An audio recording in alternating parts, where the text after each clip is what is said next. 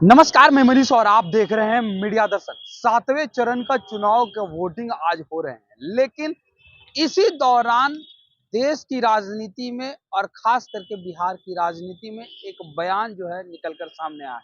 आपको बता दें कि जब पत्रकारों ने लालू प्रसाद यादव से आरक्षण के मुद्दे पर सवाल किया, तो लालू प्रसाद यादव ने कहा कि धर्म के आधार पर मुसलमानों को भी आरक्षण दिया जाना चाहिए। इसके बाद बीजेपी हमलावर हो गई और लालू प्रसाद यादव के पीठ पर ही बीजेपी के नेता जो है खेलना शुरू कर दिए, बयान देना शुरू कर दिए। इसी दौरान बिहार भाजपा के मीडिया प्रभारी दानिश इकबाल ने जमकर हमला बोला है और उन्होंने क्या कुछ कहा है, पहले उनके इस बयान को सुनिए।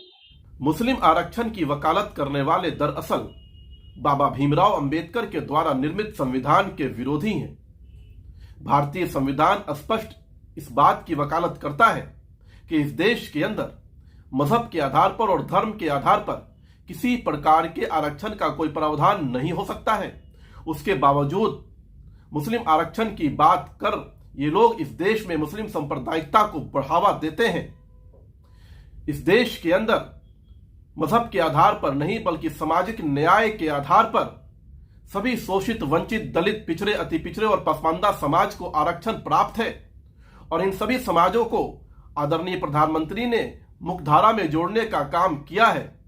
और मुस्लिम समाज भी इस बात को स्पष्ट रूप से मानता है कि वो मजहब के आधार पर इस देश में बंटना नहीं चाहता है, बल्कि सामाजिक न्याय के आधार पर वो इस देश में मुख्यधारा में आना चाहता है।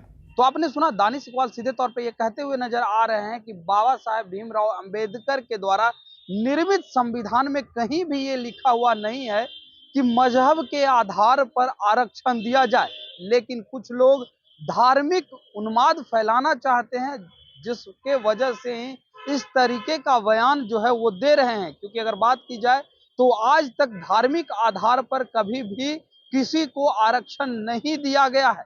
यहाँ तक कि मुस्लिम समुदाय के लोग भी ये नहीं चाहते हैं। जो सामाजिक न्याय की बात करने वाले लोग हैं, वो इस तरीके के बहकावे में कभी भी नहीं पड़ेंगे, क्योंकि आरक्षण जब भी दिया गया है तो सामाजिक आधार पे, जो आर्थिक आधार पे जो पिछड़े वर्ग के लोग हैं, चाहे वो किसी भी जाति धर्म के लोग हैं, उन्हें दिया गया है। और पासवानदा समुदाय, जो मुस्लिम समुदाय से ताल्लुक रखते हैं, उनको भी इस आरक्षण का लाभ जो है मिल रहा है। तो फिर आखिर इस तरह के बयान क्यों दिया जा रहा है?